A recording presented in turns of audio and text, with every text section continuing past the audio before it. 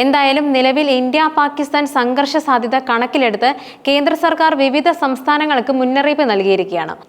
അടിയന്തര സാഹചര്യം നേരിടാനുള്ള പരിശീലനം പൊതുജനങ്ങൾക്ക് നൽകാനും സംസ്ഥാനങ്ങളിൽ മോക്ക് ഡ്രില്ലുകൾ നടത്താനുമാണ് കേന്ദ്ര ആഭ്യന്തര മന്ത്രാലയം നിർദ്ദേശം നൽകിയിരിക്കുന്നത്.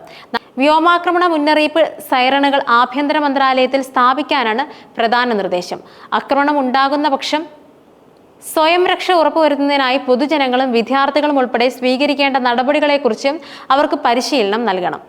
അടിയന്തര സാഹചര്യങ്ങളിൽ ജനങ്ങളെ ഒഴിപ്പിക്കാനുള്ള പദ്ധതികൾ നവീകരിക്കുകയും അതിന്മേൽ പ്രായോഗിക പരിശീലനം ഉൾപ്പെടെ നൽകാനും ആഭ്യന്തര വകുപ്പ് പുറപ്പെടുവിച്ച നിർദ്ദേശത്തിൽ വ്യക്തമാക്കുന്നുണ്ട്. അതേസമയം പ്രതിരോധ സെക്രട്ടറി രാജേഷ് കുമാർ സിംഗ് ഇന്നലെ പ്രധാനമന്ത്രി നരേന്ദ്രമോദിയുമായി കൂടിക്കാഴ്ചയും നടത്തി. പ്രധാനമന്ത്രിയുടെ ലോക് കല്യാൺ മാർഗിലെ 7-ാം നമ്പർ വസതിയിലായിരുന്നു കൂടിക്കാഴ്ച നടത്തിയത്. വ്യോമ, കര, നാവിക സേനാ തലവന്മാരുമായി പ്രധാനമന്ത്രി കഴിഞ്ഞ ദിവസം കൂടിക്കാഴ്ച നടത്തിയിരുന്നു.